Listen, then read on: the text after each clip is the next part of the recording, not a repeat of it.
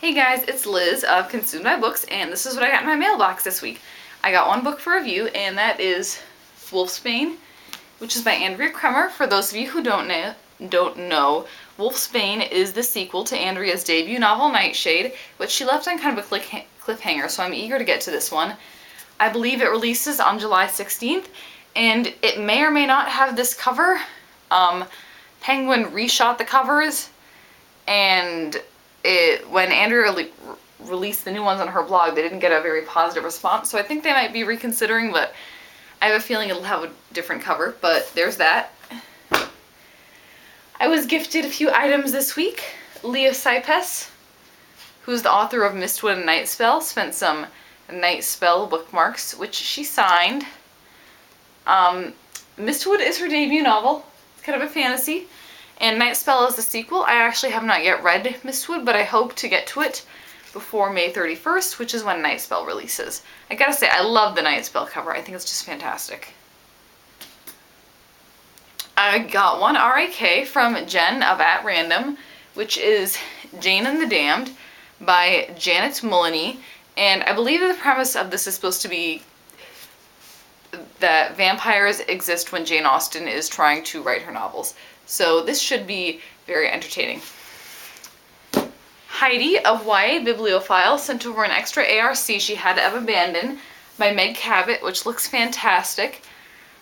Most of the books I've read by Meg Cabot have been chick lit, and this sounds a little bit more like paranormal horror story type of thing. So I'm really excited to read it, and I'll also have the chance to meet Meg Cabot this summer, sometime in July. So I'm really looking forward to that. And thank you so much, Heidi, for sending this. You are completely awesome. Heidi also sent some awesome swag, like a business card, Vespertine and Dark Days bookmarks, Carrie book postcard for Carrie Ryan's series. I'm not sure what the the Forest of Hands and Tea series, and a Fury of the Phoenix postcard. So thank you so much, Heidi, for sending all of that. And I bought some books this week. First up is The Amulet of Samarkand by Jonathan Stroud. This seems to be kind of a quintessential fantasy book that a lot of other people my age have read, but I somehow missed, so I'm looking forward to this first book in a trilogy. I finally got Rise, which is by Stephanie Miller. This is the sequel to her debut novel, Salvaged.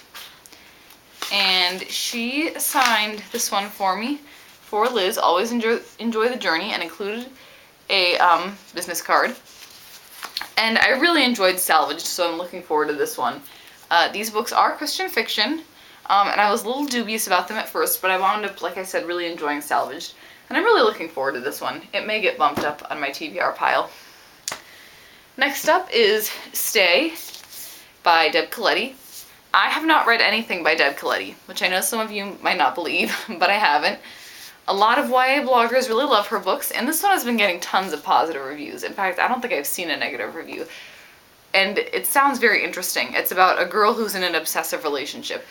So I'm looking forward to reading this one, and finally checking out Deb Coletti. Next up is The Running Dream, which is by Wendelin Van Dranen. And this book is about a girl, I think it's a girl, yes, a girl who's a runner, the very talented runner, kind of, her team's track star, and she gets into a car accident when she's on the bus with her track team. One of her legs has to be amputated, and it's about how she deals with that. And I'm a runner myself, so I'm very much looking forward to reading this, since even though I have both of my legs intact, I definitely have had times when I've had to sit out because of injury, so that should be a really good read. I think the fact that I'm a runner may make me a harsher critic, but anyways, moving on. I got Like Mandarin, which is by Kirsten Hubbard. I'm sorry. And I keep hearing that this one is very beautifully written. People seem to be a little bit more mixed on the plots, but this sounds incredible. And also, the book is orange. How cool is that? I don't know, I just love it. And also I love the fact that this is green. I think the color combinations are just stunning. And the lighting of the girl's face. Okay, let's stop talking about how much I love that cover now. I got an adult novel, A Discovery of Witches, which is by Deborah Harkness. And it's kind of about libraries and vampires and witches, and it just sounds really cool. So I'm looking forward to it. And lastly, I had some birthday money, and I wanted to get some box sets from Barnes & Noble, so I did.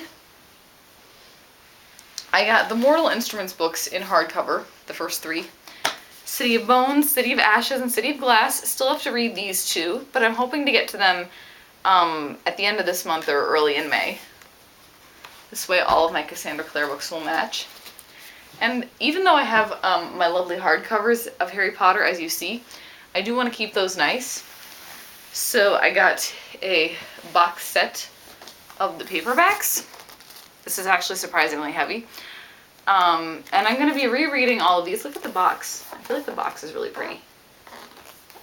But I'm going to be rereading this series starting May 1st because of the final movie coming out, and I'm going to have reviews of all of the books in the series and adaptation corners for all the movies, and I'll obviously do an adaptation corner for the last movie. I'm hoping to go see it at midnight. So I'm super psyched to reread these. I love Harry Potter. If you haven't read Harry Potter, you need to. Please, just go do it. You'll be glad you did. So, that is everything that I got in my mailbox this week. Kind of a lot, but you know, that's how I roll.